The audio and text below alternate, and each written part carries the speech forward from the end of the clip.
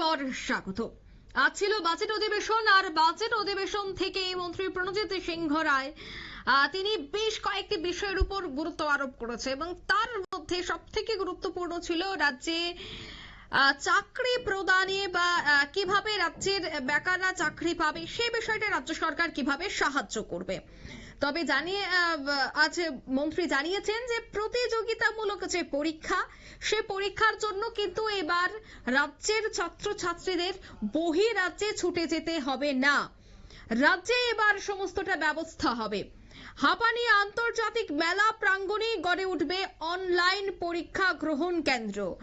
আর budget অধিবেশনে এই ঘোষণা দিলেন অর্থমন্ত্রী প্রণজিৎ সিংহ রায়।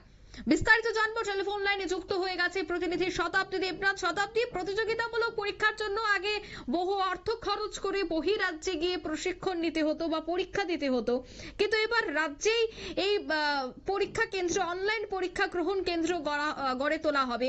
কতটা লাভবান হবে রাজ্যের ছাত্রছাত্রীরা?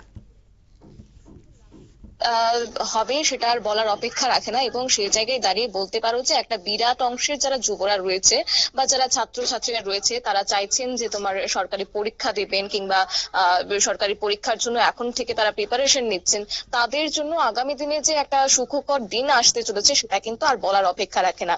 যাই হোক, তারই মধ্যে আমি একটু জানিয়ে রাখি যে দেখো, আজকে কিন্তু ত্রিপুরা বিধানসভার এই যে বাজেট অধিবেশন শুরু হয়েছে তা কিন্তু আগামী 1 এপ্রিল পর্যন্ত চলবে। আর সেই জায়গায় দাঁড়িয়ে এই নিয়ে একটা প্রথম থেকে আলোচনা ছিল এবং সেই জায়গায় দাঁড়িয়ে আমরা আগাম ভাবে একটা আভাসও পেয়েছিলাম যে এবার কিন্তু এবারের এই বাজেটে বিশেষ করে একটা রেকর্ড বাজেট হতে চলেছে। আর সেই বার্তাটা কিন্তু আগে ভাগেই দিয়ে দিয়েছিলেন তোমার কৃষি দপ্তরের মন্ত্রী রতনলাল নাথ। এবং তারপরে আমি আরো একটি বিষয় বলে রাখি, এই যে 2025-26 অর্থ বছরের বাজেট অধিবেশন হয়েছে সেখানে কিন্তু কিছু কিছু গুরুত্বপূর্ণ বিল এবং তোমার প্রতিবেদন পেশ করা হয়েছে। এবং সেটা বিশেষ করে এবারের এই বাজেট 13তম বাজেট, এবং এই যে বাজেটটি হচ্ছে সেটা কিন্তু এই বছর ত্রিপুরা বিধানসভার দ্বিতীয় বাজেট অধিবেশন হচ্ছে। আর সেই জায়গায় দাঁড়িয়ে বলতে পারো যে বিধানসভার অধিবেশন সেটা 15 বছরের মধ্যে দীর্ঘতম অধিবেশনই কিন্তু বলা চলে। এবং সেই জায়গায় দাঁড়িয়ে বেশ কিছু গুরুত্বপূর্ণ কথাই কার্যত আজকের অর্থমন্ত্রী প্রণজিৎ সিংহ রায় তিনি তুলে ধরেছেন, এবং পাশাপাশি তুলে ধরেছেন যে এবার ছাত্রছাত্রীদের জন্য একটা ভালো একটা দিক তুলে ধরেছেন। তবে হ্যাঁ দেখো, এই বাজেটকে কেন্দ্র করে যেমন একদিকে সাধারণ রাজ্যবাসীর মধ্যে একটা প্রত্যাশা থাকে যে কি হবে না হবে, সেই জায়গায় দাঁড়িয়ে কিন্তু একটা অধিকাংশ ক্ষেত্রেই তুমি বলতে পারো যে যারা যুবরা রয়েছেন তাদের একটা প্রত্যাশা থাকে যে সেখানে কর্মসংস্থান দিশা আদৌ তারা খুঁজে পাবেন কিনা, কিংবা তোমার যারা এই যে তোমার পরীক্ষা দিতে গিয়ে বেঘাত পোহাতে হচ্ছে তারা সেক্ষেত্রে সেই সমস্যাটির সমাধান হবে কিনা। কখনো কখনো দেখা যায় ছাত্রছাত্রীদের পক্ষ থেকে একটা দাবিও তোলা হয়, এবং সেই সঙ্গে আজকের এই দাবি কিন্তু পূরণ করে দিয়েছেন কার্যত রাজ্য সরকার।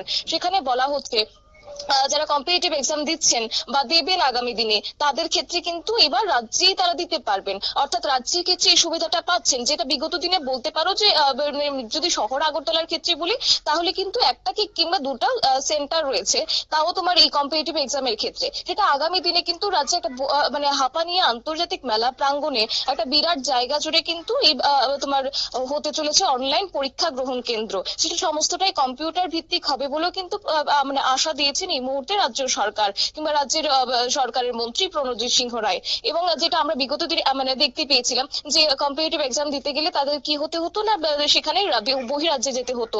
কখনো কখনো যারা পিছিয়ে পড়া, যারা দরিদ্র অংশে রয়েছে কিংবা মধ্যবিত্ত ঘরে যারা পড়ুয়ারা রয়েছে তারা কিন্তু সেই জায়গাটাতে তারা যেতে পারছেন না, অর্থাৎ কখনো কখনো টাকার জন্য তারা পিছিয়ে পড়ছেন, ফর্ম ফিল আপ করছেন কিংবা মানে তারা প্রিপারেশন নিচ্ছেন যথারীতি, কিন্তু সেই জায়গায় তারা যেতে পারছেন না। কেন? কারণ তাদের বহিরাজ্যে যেতে হচ্ছে, আর সেই জায়গায় অনেকটা অর্থ খরচ করতে হচ্ছে, যেটা সম্ভব হচ্ছে না প্রত্যেকের জন্য।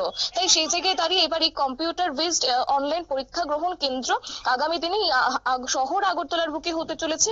এবং তোমার শহরের যে বলতে পারো হাঁপানিয়া আন্তর্জাতিক যে মেলা প্রাঙ্গণ রয়েছে সেখানেই হবে।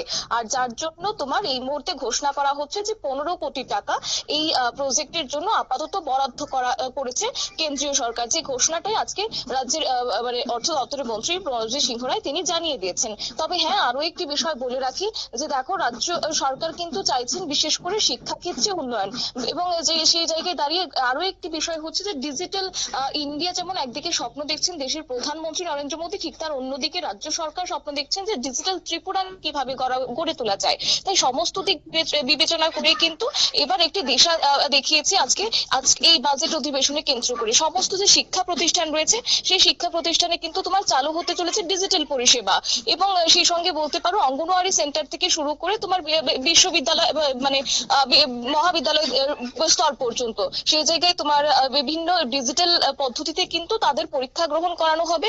সমস্ত বিদ্যালয়ে এই মুহূর্তে পর্যন্ত রাজ্য সরকারের সেই মানে প্রয়াস রয়েছে, যাতে করে রাজ্য সরকারের লক্ষ্যই হচ্ছে যে শুধুমাত্র মানে শিক্ষা ক্ষেত্রই নয়, একই সঙ্গে তোমার স্বাস্থ্য পরিষেবার ক্ষেত্রে যেন উন্নতি ঘটানো যায়। এটা বারবারই কিন্তু রাজ্যের মুখ্যমন্ত্রী বলে থাকেন যে কিভাবে রাজ্যের শিক্ষাকে আরো ঢেলে সাজানো যায়, কিভাবে স্বাস্থ্য ক্ষেত্রকে ঢেলে সাজানো যায়, সমস্ত দিক বিবেচনা করেও কিন্তু এই ঘোষণা দিয়েছেন। এবং সেখানে বলা হচ্ছে প্রায় তোমার 18,70,00,000 টাকা বরাদ্দ করা হচ্ছে ডিজিটাল ক্ষেত্রে। পাশাপাশি এই কম্পিউটার বেসড অনলাইন পরীক্ষা গ্রহণের জন্য 15 কোটি টাকা বরাদ্দ করা হয়েছে, যাতে করে আগামী দিনে রাজ্যের পড়ুয়ারা যেন রাজ্যেই পরীক্ষা দিতে পারেন। এটা বিরাট অংশের একটা সুবিধা হতে চলেছে, সেটা আর বলার অপেক্ষা রাখে না। অঙ্কিতা, ধন্যবাদ শতাব্দী।